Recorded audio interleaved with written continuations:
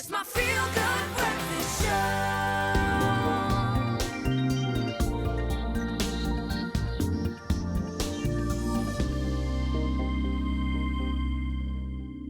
Now, was it a meteor? Was it a shooting star?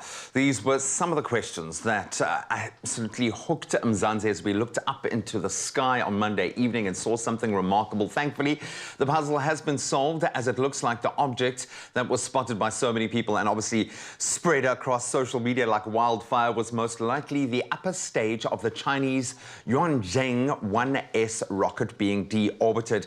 We are now connecting with one of our favorites to tell us a little bit more about shooting stars and meteors, our science engagement astronomer from the South African Astronomical Observatory, Dr. Daniel Kahnemer. Dr. Dan, good morning. Great to be connecting with you. I think a lot of people were confused, dazed, amazed at what they saw in the night sky on Monday night. What caused the confusion over the sightings on Monday? Yeah, I mean, myself included. So it's very hard with a few grainy videos at first to try and figure out what this thing is. It looked a little bit like a bollard or a big rock which was breaking up, but then obviously it moved a little bit too slowly for that. So it was a little confusing at first, and it takes a minute for everyone to try and work out what this thing is. And then, you know, people need to start doing calculations on possible rockets or possible objects in space which could be at that place at that time. I mean, it looked spectacular. I was convinced it was a fake video. I was like, nah, it's fake. Yeah, it's fake.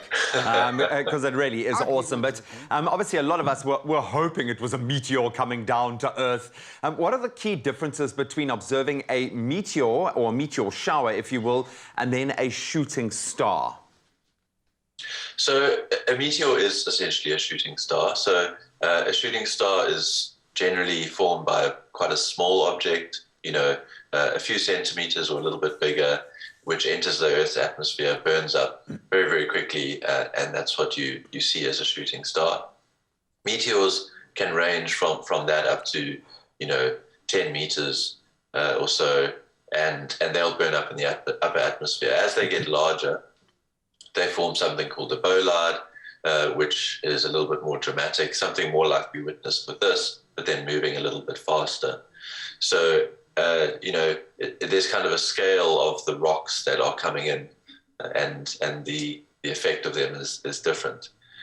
A meteor shower occurs when the Earth passes through the tail, generally of a comet, where there's a lot of small rocks which have shed off the comet. And then when we pass through that, we'll get a lot of little shooting stars for an evening or a few evenings. So it's great. Some of them can be the size of a football. Some of them out there in this wonderful universe expanse of ours can be the size of Texas. When do we need to start panicking about meteors? Surely we are tracking them. And how close have we come? I know there have been a couple of kind of, I want to say, close shaves in recent years, but there are a lot of really big rocks out there that could quite possibly hit our planet again and kill all the dinosaurs. Well, yes, I mean, something the size of Texas, there wouldn't be much question. I think that would be the end.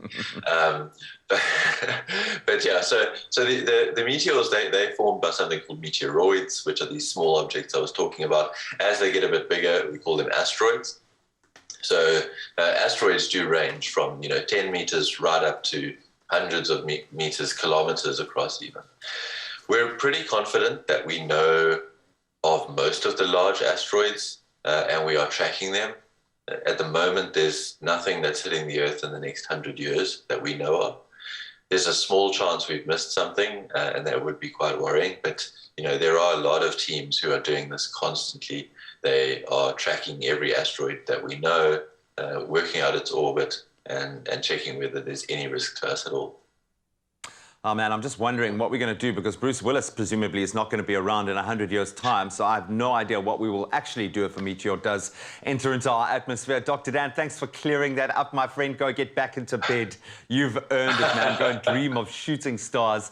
But we've got to say thank you to everyone who posted those amazing visuals of obviously what was a planned reintroduction into the atmosphere for a Chinese rocket, but that did give us some spectacular visuals. So thank you so much for that. And hand to Dr. Dan right now, though. It has just gone 7 o'clock. Time to get back into the news headlines.